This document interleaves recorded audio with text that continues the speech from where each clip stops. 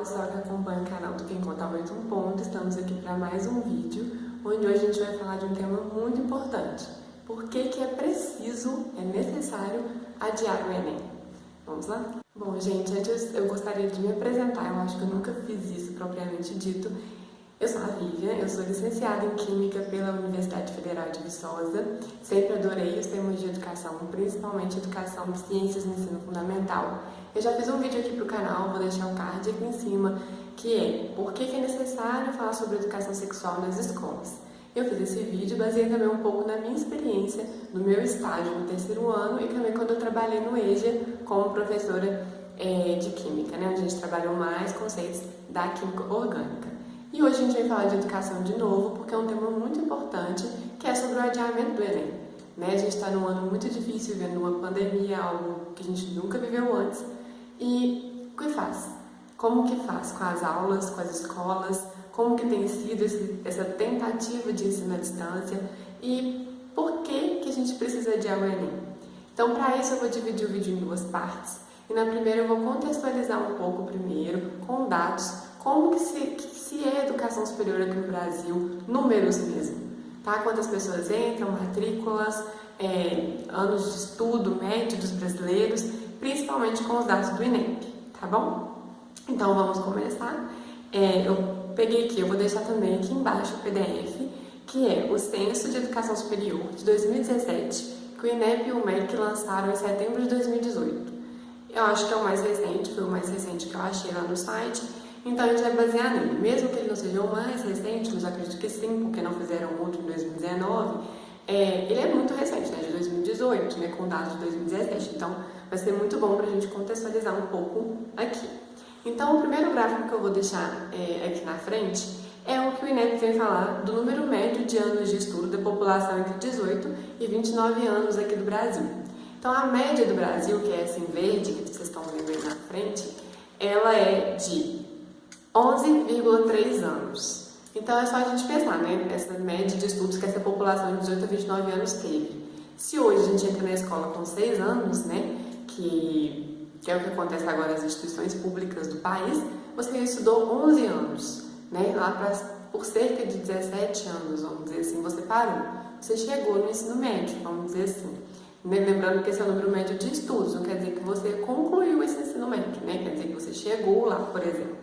E aí você pode ver também a discrepância entre a população que tem 25% da maior renda, ela tem, na média, 13 anos,1 de estudo, enquanto a população que tem 25% da menor renda, 9 anos e meio. A população branca, o INEP colocou que é 12,1 anos, enquanto a população preta é 10,8. E a população do Sudeste, 11,8 anos, a média de estudo, para a população do Nordeste, 10,6 anos. Por que esses dados são importantes? Porque eles mostram que existem discrepâncias entre classes sociais, entre regiões do Brasil, principalmente entre a Sudeste, a Sul e a Norte, a Nordeste, entre raças, entre gêneros, porque as mulheres também têm mais anos de estudo que os homens, está provando aí no gráfico. Então, isso vem mostrar as discrepâncias. Nosso país ele é muito diverso e ele tem muitas desigualdades. E isso se reflete nos anos de estudo que a população pode vir a ter.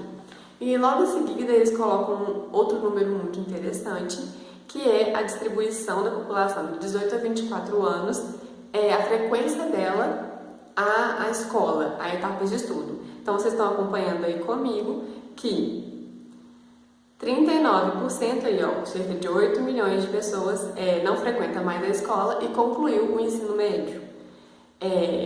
25,8% não frequenta e não concluiu o ensino médio. 19,7% da população que eles coletaram esses dados em 2017 frequentava o ensino superior. 9,9% frequentava o ensino médio. 3,5% não frequenta e também concluiu a graduação. Então hoje não está lá mais, né, mas já concluiu a graduação. E 2,1% frequenta ainda o ensino fundamental. Esses dados então vão mostrar pra gente que é uma população muito pequena que está no ensino superior. Olha para vocês verem, frequenta a educação superior somente 19,7% dos brasileiros e não frequenta, mas concluiu a graduação só 3,5%. né, que dá cerca de 794 mil pessoas. Muito pouco, né? Esse dado foi para a população de 18 a 24 anos. Esses jovens eram para estar, se quisessem, né, se fosse da vontade deles, eles tinham que ter todas as ferramentas e oportunidades para estar no ensino superior, mas eles não puderam estar, por inúmeros fatores que a gente vai listar mais abaixo aqui. Então agora a gente vai falar de outro dado, né, o terceiro gráfico que eu vou colocar aqui na frente. Ele é um gráfico muito interessante porque ele é no contexto internacional. Então, ele fala sobre o percentual da população com educação superior por faixa etária, são dados de 2016, e, como eu falei, de vários países. Então, olha, o triângulozinho vermelho é na faixa etária de 55 a 64 anos e o quadradinho azul na faixa etária de 25 a 34 anos. Vamos comparar aí esse primeiro país, que é a Coreia do Sul, um país muito desenvolvido. Ele tem 19,7%, quase 20% da população de 55 a 64 anos com educação superior.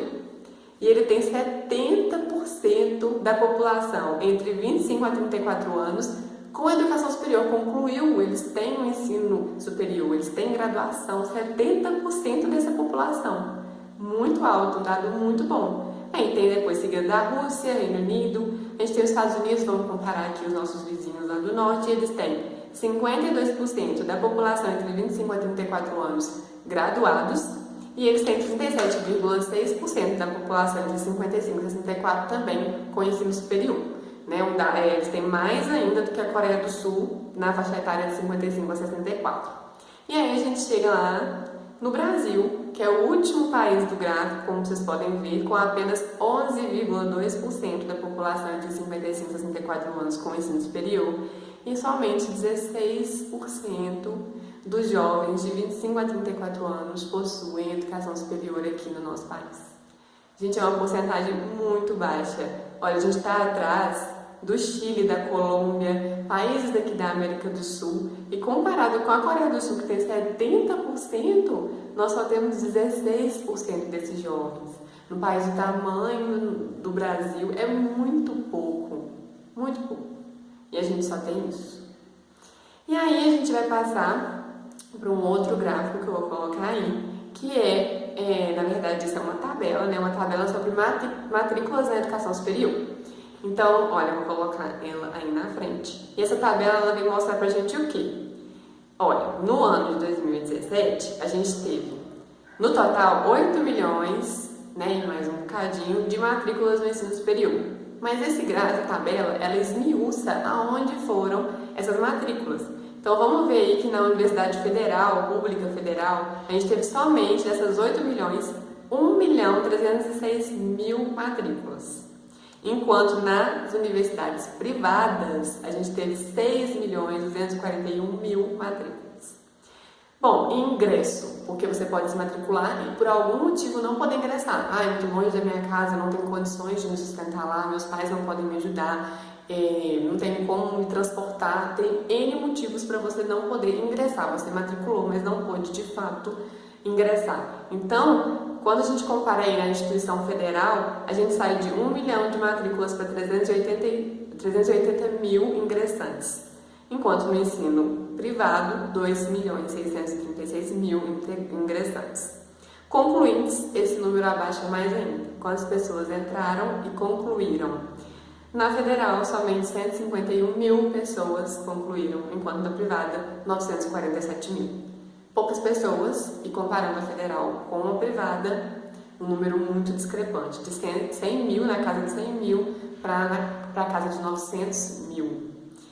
E aí a gente vê embaixo um número ainda mais triste, que é a educação superior após graduação, principalmente a estrito sensu, né, que seria um mestrado e doutorado acadêmico, e a gente vê aí o número de matrículas, né, não tem concurso, nesse caso só matrícula, a gente tem 361.000 matriculados na pós-graduação estrito sensu. Só 361.000, é muito pouco.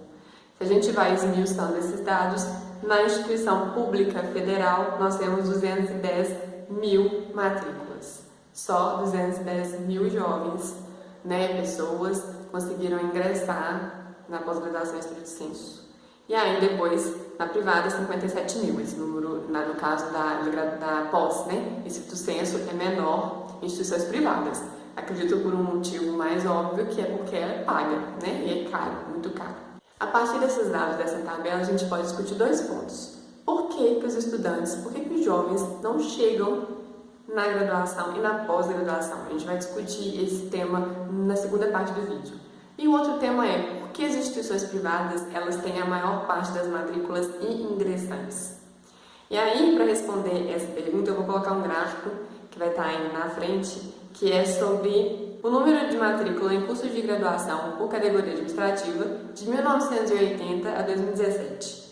Aí, verdinho é a privada, azul é a instituição pública.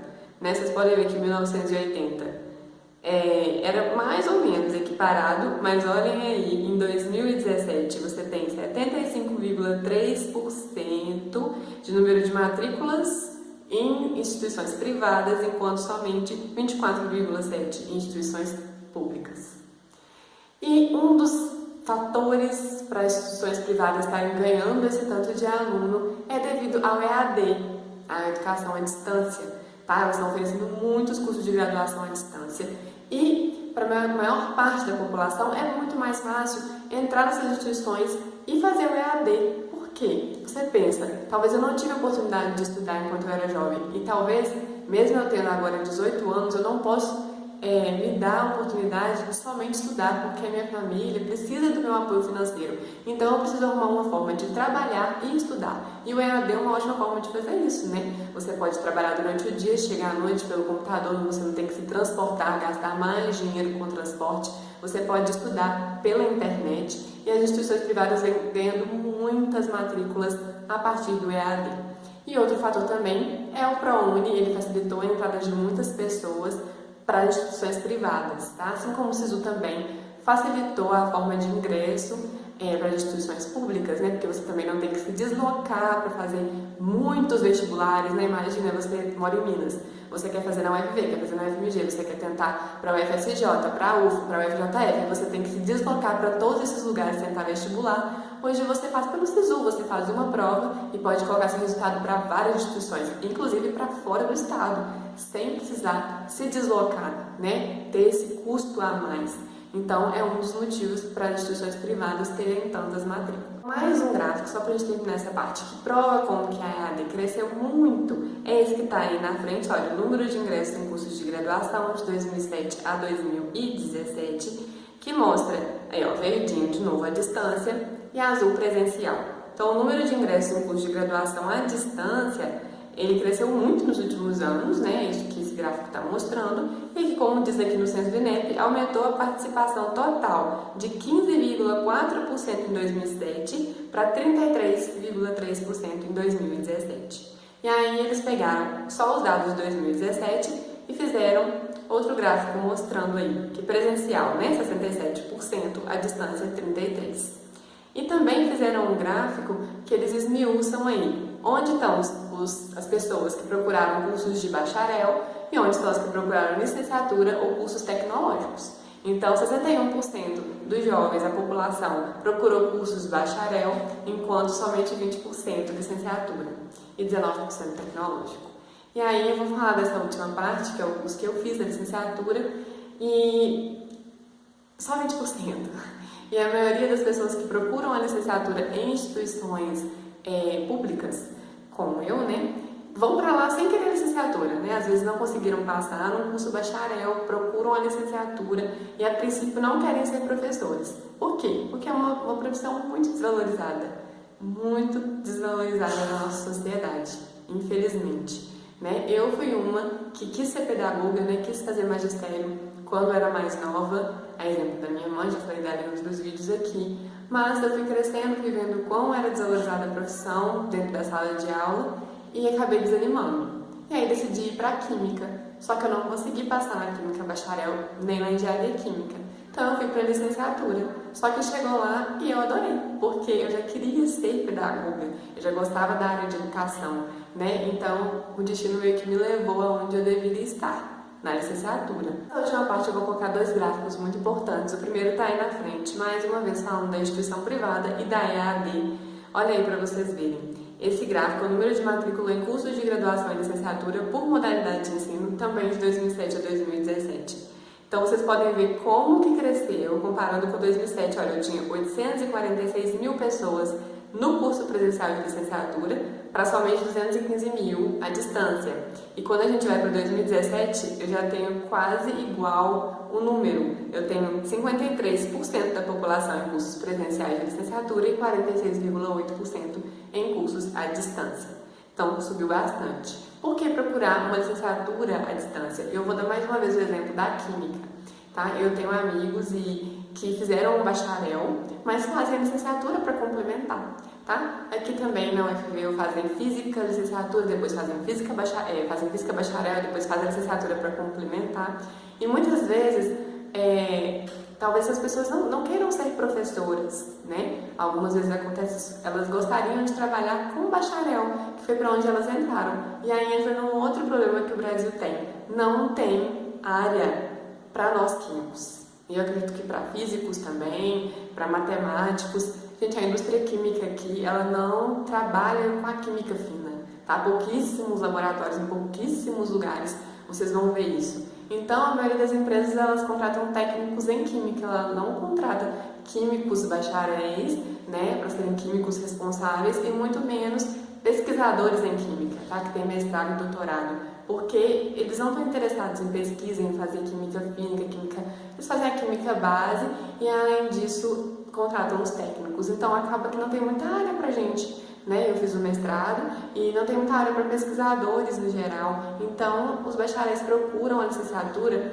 infelizmente, muitas das vezes, como uma forma de sustento também, como outra forma possível de emprego, caso eles não achem na área que eles se formaram, né? Então, acaba que sobe muito o número de matrículas na EAD por esse ponto.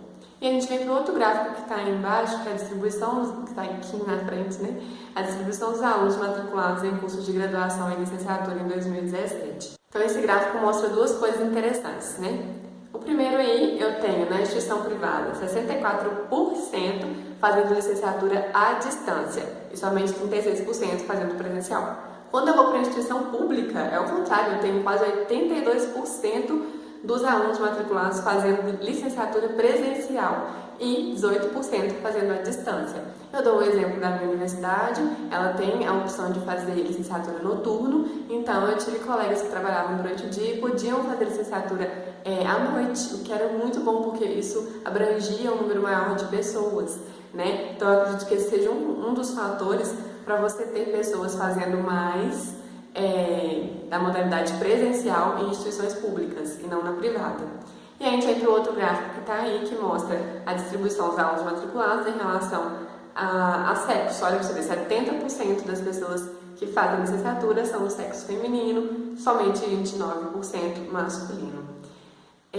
Eu fiz uma apresentação uma vez no PET, eu fui petiana, que é um programa de extensão tutorial do governo, que me ajudou muito, me ensinou muita coisa, e eu fiz uma apresentação de um artigo que é sobre porquê, né, como que as mulheres começaram a trabalhar, poder trabalhar fora, né, porque antes elas só podiam trabalhar dentro de casa, e a primeira oportunidade que elas tiveram foi com um curso normal, foi sendo professoras.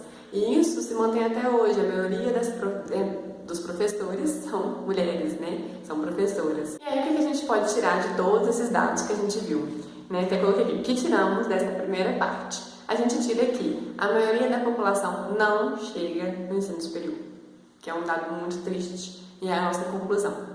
A maioria da população brasileira, a maioria dos jovens, não chega na educação superior, muito menos em instituições públicas, que é mais preocupante ainda. Muito menos em instituições públicas. A maioria vai para a privada, né, mesmo que tenha que virar em 1000 para poder pagar, ou muitas vezes recorrer ao FIES. E a gente vai então para a segunda parte do nosso vídeo, que é quando a gente vai falar por que é necessário adiar o Enem, depois que a gente contextualizou. E aí eu também vou me basear no artigo que eu vou deixar aqui embaixo, o PDF para vocês verem, que ele se chama, vou colocar até aqui na frente a primeira página dele, As Políticas para o Ensino Médio na Realidade Brasileira, uma agenda em disputa. É um artigo de 2016, recente também, da professora de Políticas Públicas em Educação da UFMG, a professora Dalila Oliveira. E ela vai falar nesse vídeo, primeiro ela resume um pouco das políticas públicas que vem sendo feitas, né, para a educação básica, e ela ressalta principalmente a política, a lei que foi feita em 2010. Ela complementou a nossa LDB lá de 96, que foi na época da Dilma, e ela coloca o ensino médio como obrigatório e universal. Antes não era só até o ensino fundamental. Então a gente chama de universalização e obrigatoriedade do ensino médio. Só que é uma meta ainda muito longe de ser alcançada. Eu vou colocar aí de novo mais um dado que estava no censo do INEP, eu deixei ele só para essa parte, porque a professora fala que apesar dessa lei, apesar de esforços para o ensino médio ser universal, gratuito, obrigatório, o número de matrículas do ensino médio vem caindo, tá? E vocês podem ver no gráfico, até que o número de concluintes não mudou muito, inclusive subiu um pouquinho, saiu de 1.761.000 em 2008 para 1.829.000 em 2016. Mas, como eu disse, o número de matrículas ele caiu. Então, olhem para vocês verem. Ele saiu de 8.366.000 em 2008 para 7.930.000 em 2017. E qual o motivo disso? Como a própria professora cita no texto, eu também coloquei alguns aqui, são inúmeros. Mas alguns dos principais são a falta de perspectiva no futuro de estudo. Esses estudantes muitas vezes não têm perspectiva de melhora no estudo, de melhora de vida no estudo, eles não têm. Isso eu vou dar 2 exemplos. Quando eu estou no EJA, a maioria dos meus estudantes, dos meus alunos, eles já estavam inseridos no mercado de trabalho, então eles estavam procurando a conclusão do ensino médio para poder aumentar a visão deles no futuro melhor, ou para poder melhorar de vida, ter um salário melhor mesmo. Então, para eles, ensinar número de oxidação NOx, qual que era o sentido daquilo? Sendo que a gente já discutiu que o ensino médio deveria ser voltado para a cidadania. Esse é o principal motivo dele existir, e aí, eles não tinham essa perspectiva. E quando a gente discute outras coisas, como química orgânica baseada nas plantas medicinais, os anticoncepcionais, eles começavam a discutir porque aquilo estava inserido na vida deles, aqueles conteúdos estavam inseridos na vida deles. Então, eles conseguiam ver uma utilidade para aquilo que eles estavam vendo, Senão, eles não tinham perspectiva do porquê estar estudando. Se a maioria não queria ingressar no ensino superior, eles não estavam ali visando o ensino superior. E é isso que o ensino médio virou.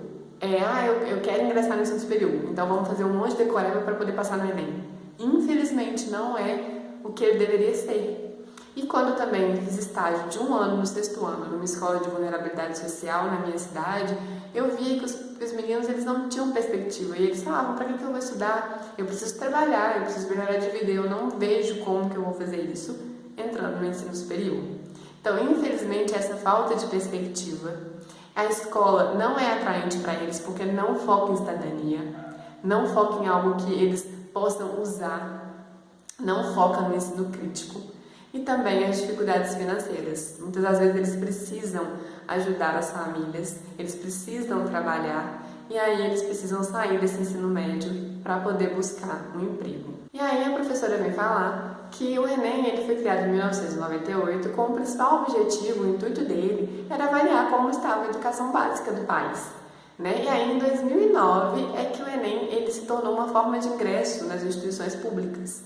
E isso foi feito com o intuito de democratizar. A gente sabe que o SISU, como eu já falei na primeira parte, você não precisa mais se deslocar, ter um gasto que talvez você não poderia ter para tentar um vestibular, e agora você pode pelo SISU. Então o Enem ele deu essa visibilidade, ele criou essas ferramentas, porém ele tem inúmeras falhas, ele precisa ser reestruturado, porque antes, quando você tinha, vamos supor, você é de Minas, então você tinha o vestibular da UFMG, da UFV, da UFO, da UFJF, você tinha que viajar para esses lugares, você gastava dinheiro e o vestibular era muito difícil, eu não cheguei a fazer, mas as questões eram abertas, não condiziam com a base que a gente tem da escola pública, não condiziam com o que a gente tem que ver na escola pública, e aí você tinha inúmeras dificuldades. E aí o que acontece? Você às vezes não conseguia passar, Às vezes não, muitas das vezes. E aí o Enem, ele quando ele vai para o nível de você pode ingressar, ele eleva o nível dele para um nível que não deveria existir. Porque as universidades públicas, elas falam, então agora se o Enem vai ser a forma de entrada, a gente quer que seja parecido com o vestibular, a gente quer que nivela pelo nível que a gente espera desses alunos. Só que muitas das vezes não é a base que a gente tem. Então o Enem não poderia ser assim. Então ele se tornou isso. o que ele deveria ser reformulado. Ele não está tendo a função que ele deveria ter. E aí eu vou terminar então falando aqui um trecho do artigo, onde a professora fala, abre aspas, apesar da intenção dos formuladores de que essas mudanças viriam no sentido de democratizar as oportunidades de ingresso à educação superior, sobretudo as IFES, as Instituições Federais de Ensino Superior, por meio do SISU, os objetivos de estimular a mobilidade acadêmica e a reestruturação dos currículos, conforme declarado no portal do INEP, podem não contribuir tanto para uma sociedade mais justa. O Enem funciona como um mecanismo de seleção em uma sociedade meritocrática, com um sistema de educação superior altamente seletivo, em que apenas 1/3 da matrícula está nas instituições públicas, como a gente viu na primeira parte. Sendo assim, o Enem pode até contribuir para um processo seletivo unificado e, como tal, com maior visibilidade e controle, mas está longe de ser um mecanismo democratizador do acesso à educação superior pública. Fecha aspas. Ela falou tudo. Ele tem o intuito de democratizar, mas no fim não democratiza, é altamente seletivo e altamente baseado na meritocracia. E aí, quem mais se dá bem no Enem? Quem tem mais oportunidade de estudo, quem tem mais acesso às tecnologias da informação. E quem, bom, ao meu ver, como eu disse, o Enem deveria ser reformulado, eu acho que é uma memorização danada quem consegue ter os materiais seletos, né, para poder fazer isso. Será que aprende mesmo? Eu acho que não. Quantos de nós chegaram no ensino superior e não lembrava as coisas de matemática, não lembrava de física nem de química, e aí penou para conseguir passar? Porque memorizou, não aprendeu. O que aprendeu para cidadania? Nada. Não foi interessante. E é isso que a gente deveria mudar. Pelo menos lutar para mudar. E além disso tudo, o Enem não é democrático como a gente viu aqui, então ele deve ser adiado mais ainda. Porque agora a gente nem tem aula presencial.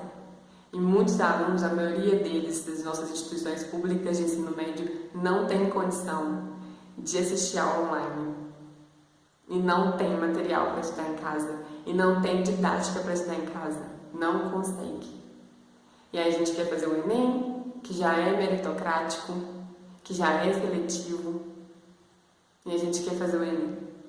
Como que esses alunos vão conseguir passar no Enem? E como que as instituições públicas de ensino vão conseguir pegar todos esses alunos, sendo que já foi um ano perdido praticamente, porque não tem previsão de volta, e ainda tem os alunos da segunda chamada que entrariam no segundo semestre. Além disso tudo, como estudar numa quarentena? Com tudo que está acontecendo no Brasil, com a nossa saúde mental pra lá de ruim. O Enem deve ser adiado, é necessário adiar o Enem, é necessário democratizar o Enem de verdade e melhorar o nosso ensino médio. Esse é o recado do site do nosso blog hoje. Adie Enem.